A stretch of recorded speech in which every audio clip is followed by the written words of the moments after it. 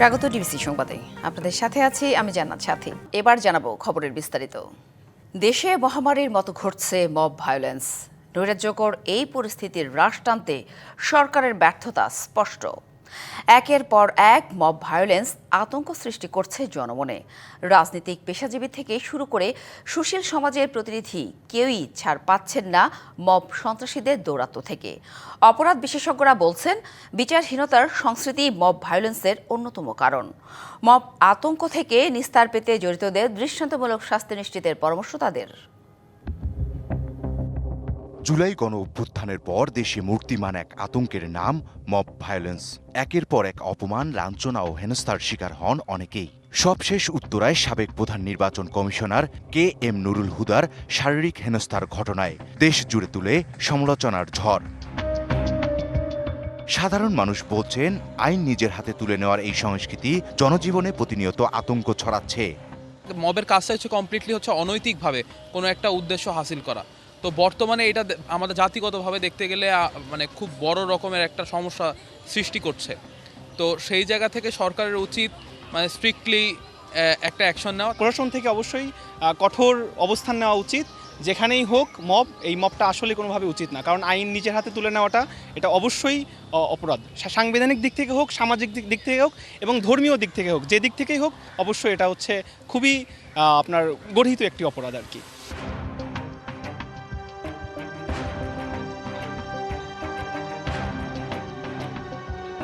বিশেষজ্ঞরা বলছেন, সাম্প্রতিক এই মব ভায়োলেন্সের নেপথ্যে রয়েছে বিচার ব্যবস্থার প্রতি অনাস্থা, যার শিকড় ইতিহাসের গভীরে প্রথিত। ইতিহাসবিদদের মতে, প্রাচীনকালে যখন বিচার কাঠামো ছিল না, তখন বিচারের নামে চলত নৈরাজ্য। অভিযুক্ত ব্যক্তিকে সবার সামনে ফাঁসিতে ঝুলিয়ে মৃত্যুদণ্ড কার্যকর করা হতো। ইউরোপে ফরাসি বিপ্লবের সময় এই ধরনের ঘটনা ঘটেছিল। এছাড়া বিংশ শতাব্দীর মাঝামাঝি যুক্তরাষ্ট্রে জাতিগত অস্থিরতার সময় মব লিঞ্চিংয়ের ঘটনা ঘটে। মব নামের এই সন্ত্রাসের ক্ষেত্রে অতীতের সঙ্গে বর্তমানের যোগসূত্র রয়েছে বলে মনে করেন বিশেষজ্ঞরা। সরকার এবং আইনশৃঙ্খলা বাহিনীর এই ঘোষণাটা দরকার যে পরিস্থিতি স্বাভাবিক না হওয়া পর্যন্ত মব একটি জামিন অযোগ্য অপরাধ হিসাবে গণ্য হবে এবং গ্রেপ্তার করে এদেরকে কারাগারে পাঠানো এবং কোনোভাবে জামিনের সুযোগ থাকবে না। পুলিশ বলছে, নিজের হাতে আইন তুলে নেওয়ার সঙ্গে জড়িতদের বিচারের আওতায় আনা হবে। মব ভায়োলেন্স এটি কোনো মতে সমর্থনযোগ্য নয় এবং এটি আইনের একেবারেই কিন্তু সুস্পষ্ট লঙ্ঘন। তো যারা মব ভায়োলেন্স করেছে তাদেরকে কিন্তু আইনের আওতায় নিয়ে আসা হচ্ছে এবং ভবিষ্যতেও যদি এ ধরনের কর্মকাণ্ড কেউ করতে উদ্যত হয় তাহলে তাকে অবশ্যই তার বিরুদ্ধে আইনানুগ যে ব্যবস্থা সেটি গ্রহণ করা হবে। মব ভায়োলেন্স এখনই নিয়ন্ত্রণ করা না গেলে সমাজের জন্য ব্যাধি হয়ে দাঁড়াবে, শঙ্কা বিশেষজ্ঞদের। ইকবাল অনিক, ডিবিসি নিউজ, ঢাকা। দেশে করোনা ডেঙ্গুর পাশাপাশি চোখ রাঙাচ্ছে চিকুনগুনিয়াও, বাড়ছে রোগী। বিশেষজ্ঞরা বলছেন, 3 রোগের লক্ষণে মিল থাকায় সতর্ক হতে হবে চিকিৎসায়। মৃত্যু কমাতে প্রাথমিক পর্যায়ে রোগ শনাক্তে জোর দিচ্ছেন তারা। চলতি বছর দেশে করোনা আক্রান্তের সংখ্যা ছাড়িয়েছে 500, বাড়ছে ডেঙ্গু রোগীও। আর স্বাস্থ্য অধিদপ্তরের তথ্য বলছে, এবছর আক্রান্ত 9,000-এর বেশি মানুষ, আর মারা গেছেন অন্তত 40 জন। দেশের হাসপাতালগুলোতে জ্বর, শরীর ব্যথা এমন নানা সমস্যা নিয়ে ভিড় করছেন বিভিন্ন বয়সের মানুষ। 3 দিন ধরে জ্বর, কিছু খাওয়ার না, মুখ তিতা, গিরায় ব্যথা ফুলে গেছে, দেখছেন ফুলে গেছে। অনেকজন পরীক্ষার টেস্ট দিছে, পরীক্ষা করাইছি, অনেক পিচ্চিটারও জ্বর। চিকিৎসকরা বলছে, দেশে করোনার পাশাপাশি বাড়ছে ডেঙ্গু আর চিকুনগুনিয়ার প্রকোপ। এসব রোগের লক্ষণেও আছে মিল। সাধারণত ডেঙ্গু, চিকেনগুনিয়া জ্বর থাকে, গায়ে ব্যথা থাকে এবং গায়ে ফুসকুড়ির মতো লাল লাল ছোপ ছোপ দাগ ওঠে। কোভিডের লক্ষণ দেখেন, সেখানে মূলত দেখা যায় যে নাকের সর্দি থাকে, হাঁচি থাকে, কাশি থাকে, জ্বর তো থাকবেই। চিকিৎসকের কাছে যখন আপনি 5ম দিনের মধ্যে যাবেন, তখন চিকিৎসকই সিদ্ধান্ত নেবে যে ওনাকে ডেঙ্গু টেস্ট করাবেন নাকি কোভিড টেস্ট করবেন। জনস্বাস্থ্যবিদরা বলছেন, রোগী শনাক্তে ঢাকার বাইরে ভ্রাম্যমাণ পদ্ধতিতে নমুনা সংগ্রহ করতে হবে। তৃণমূল পর্যায়ে একজন মানুষ যেন সন্দেহ হলেই ডেঙ্গু পরীক্ষা করতে পারে, সরকারি যেই হার সেই হারে সেটা ব্যবস্থা করতে হবে। গাড়ি পাঠিয়ে ভ্রাম্যমাণ রক্ত সংগ্রহ কেন্দ্র হতে পারে। রোগীর সংখ্যা হয়তো আমরা শনাক্ত হবে বেশি, মৃত্যুর হার কিন্তু অনেক কমে যাবে। দেশে মশক নিধন কার্যক্রম আরও জোরদার করারও পরামর্শ দেন বিশেষজ্ঞরা। তাহসিনা জেসি, ডিবিসি নিউজ, ঢাকা। দেশে আবারও ছড়িয়ে পড়ছে করোনা ভাইরাস। বিভিন্ন জেলার মানুষের চলাচল থাকায় সংক্রমণের ঝুঁকিতে রয়েছে পর্যটন নগরী রাঙামাটি। তবে হাসপাতাল ও জনসমাগম হয় এমন এলাকায় স্বাস্থ্যবিধি মানার ব্যাপারে রয়েছে উদাসীনতা। রাঙামাটি জেনারেল হাসপাতালের চিত্র এটি। গাদাগাদি করে দাঁড়িয়ে আছে চিকিৎসা সেবা নিতে আসা রোগী ও তাদের স্বজনেরা। অল্প কয়েকজন মাস্ক পরলেও স্বাস্থ্যবিধি মানার বালাই নেই অধিকাংশের মধ্যেই।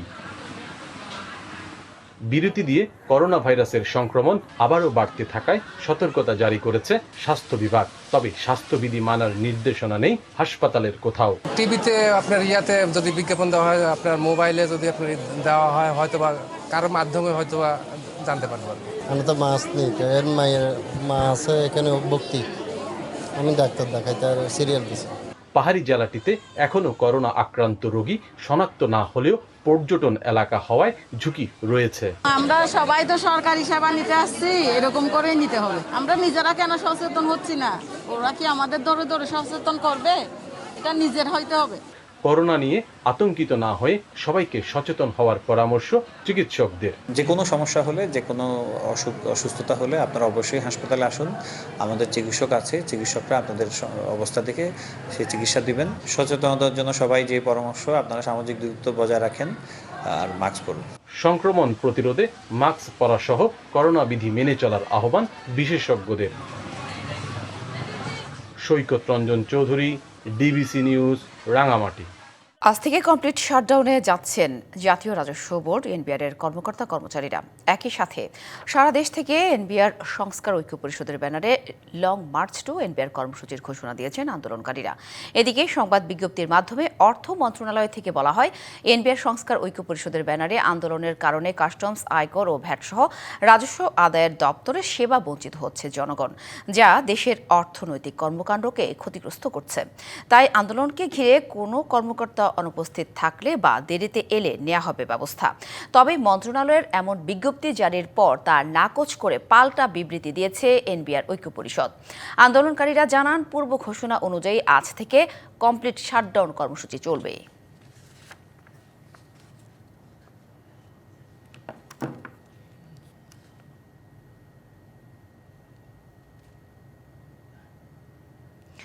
এ নিয়ে এনবিআর এর কর্মকর্তা কর্মচারীদের কমপ্লিট শাটডাউনের আরও তথ্য জানবো আমাদের সহকর্মী মেহের মনির কাছ থেকে।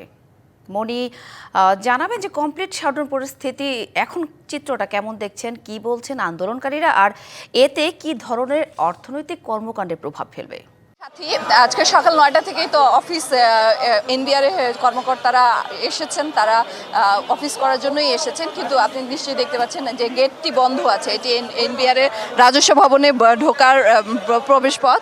এখানে অনেকে আপনি দেখতে পাচ্ছেন নিশ্চয়ই যে পুলিশ, বিজিবি, র্যাব এরা ঘিরে রেখেছে এবং বাইরে অনেক অপেক্ষমান গাড়ি রয়েছে, ভেতরে প্রবেশ করতে দিচ্ছে না। অনেকে রাজস্ব কর্মকর্তারা এখানে দাঁড়িয়ে আছেন।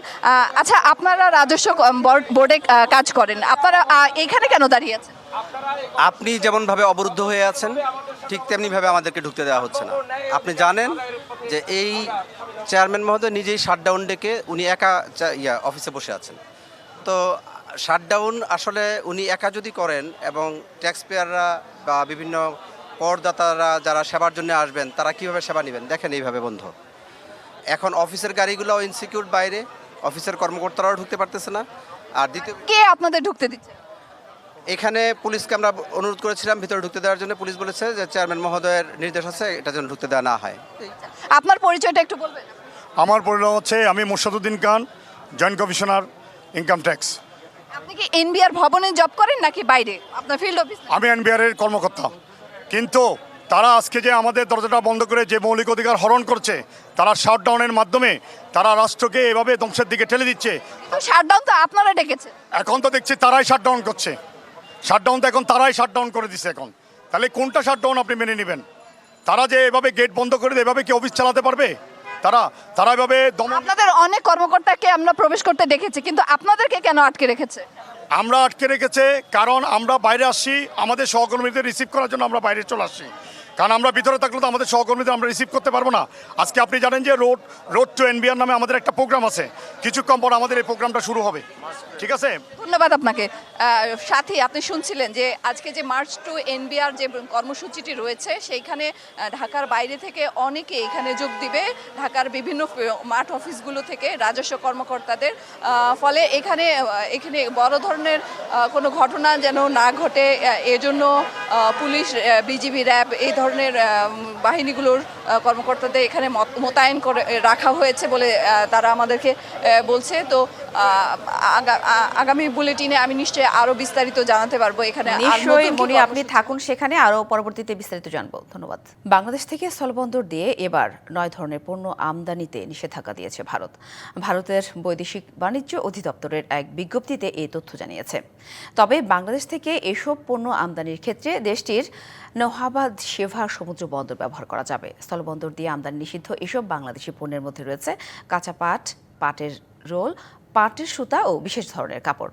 এ নিয়ে বাংলাদেশ থেকে পণ্য আমদানিতে 3 মাসে 3 দফায় বিধিনিষেধ আরোপ করল ভারত। এর আগে গত 17 মে স্থলবন্দর দিয়ে তৈরি পোশাক, প্রক্রিয়াজাত খাদ্যসহ প্রভৃতি পণ্য আমদানিতে বিধিনিষেধ দিয়েছিল ভারত। শুক্রবারের ঘোষণা অনুযায়ী বাংলাদেশ থেকে স্থলবন্দর ব্যবহার করে ভারতের মধ্য দিয়ে নেপাল ও ভুটানে ওই 9 ধরনের পণ্য রপ্তানিতে কোনো বিধিনিষেধ নেই।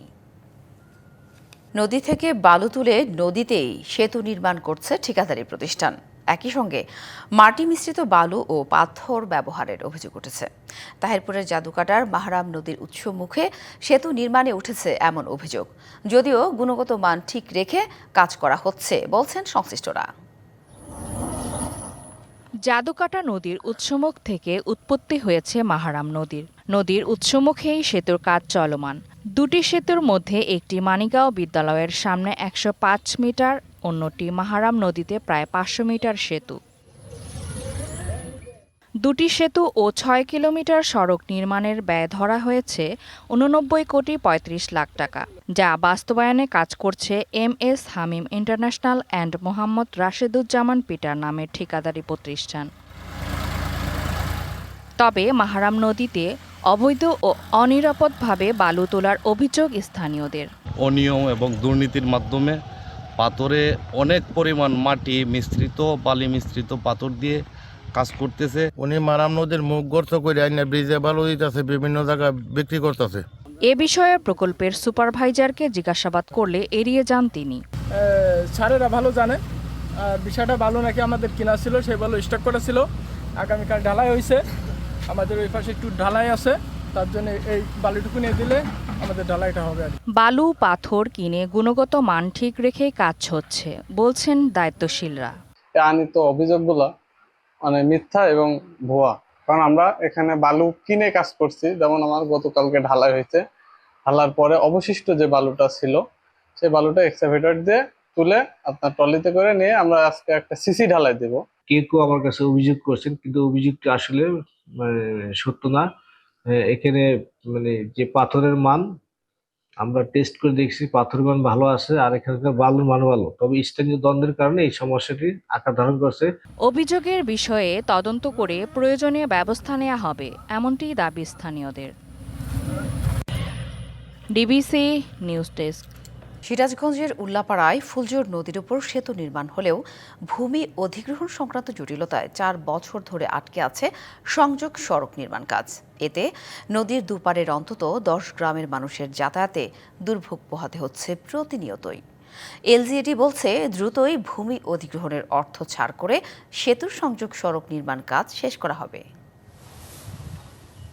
2020 সালে সিরাজগঞ্জ উল্লাপাড়া উপজেলার বড়হর ইউনিয়নের সরাতল গ্রামের মানুষের পারাপারের সুবিধার্থে ফুলজোর নদীর উপর একটি সেতু নির্মাণের কাজ শুরু করে স্থানীয় সরকার প্রকৌশল অধিদপ্তর। মূল সেতুর কাজ 2021 সালের শেষের দিকে শেষ হলেও সেতুর দুপারের ভূমি অধিগ্রহণ জটিলতায় আটকে যায় সংযোগ সড়ক নির্মাণ কাজ। ফলে প্রতিদিন সেতু দিয়ে মালামাল সহ বিভিন্ন যানবাহন পার হতে ভোগান্তিতে পড়তে হচ্ছে নদীর দুপারের 10 গ্রামের কয়েক হাজার মানুষের। অনেক ভোগান্তি হইতেছে আমাদের গ্রামের লোকজন, আবাদ বসতদের ধান পাট এগুলা পারাপার করতে অসুবিধা। আর 4 বছর ধরে এই ব্রিজের এই সমস্যা। এই ব্রিজটা 10টা গ্রামে যাতায়াত করার থাকে। কত কত ক্ষেত্রে মনে করেন যে দুর্ঘটনাও ঘটতেছে, জোর জবরদস্তি করে তোলার জন্য হয়তো একটা অঘটন ঘটে। সমস্যা সমাধানে দ্রুত ভূমি অধিগ্রহণ কাজ শেষ করে সেতুর সংযোগ সড়ক নির্মাণের দাবি স্থানীয়দের। দুই পাশে সংযোগ রাস্তাটা না থাকার কারণে আমাদের অনেক ভোগান্তি হচ্ছে। বিভিন্ন কর্তৃপক্ষের নিকট আমরা বেশ কয়েকবার যাওয়ার পরেও তাদের কোনো পদক্ষেপ দেখতেছি না। যত দ্রুত সম্ভব কাজটা হয়ে গেলে বিভিন্ন দপ্তর দেওয়া, বিভিন্ন মাধ্যম দেওয়ার চেষ্টা করতেছি, আমরা কোনো আশানুর ফল পাইনি। ভূমি অধিগ্রহণের ধীরগতির কথা স্বীকার করে এলজিডি বলছে, ক্ষতিগ্রস্তদের অর্থ বুঝিয়ে দিয়ে সেতুর সংযোগ সড়ক নির্মাণ কাজ দ্রুতই শেষ করা হবে। টাকাটা ছাড় হলেই আমরা টাকা ডিসি মহোদয় বরাবর ট্রান্সফার করে দেব এবং উনি আর্ধারা জারি করে আমাদের জায়গাটা বুঝিয়ে দেব। আর জায়গাটা বুঝে পেলে আমাদের এখন সব কিছু প্রস্তুতি ঠিক আছে, আমরা অ্যাপ্রোচটা শেষ করে ফেলতে পারব। জেলার ফুলজন নদীর উপর 54 মিটার দৈর্ঘ্যের এই সেতুটি নির্মাণে ব্যয় ধরা হয়েছে প্রায় 2,63,00,000 টাকা। খালিদ হৃদয়, ডিবিসি নিউজ, সিরাজগঞ্জ। সংস্কারের অভাবে বেহাল দশা ফেনীর দাগনভূঞা উপজেলার কয়েকটি গ্রামীণ সড়ক। সামান্য বৃষ্টিতেই কাদা পানি জমে চলাচল অনুপযোগী হয়ে পড়ে ভাঙা রাস্তাগুলো।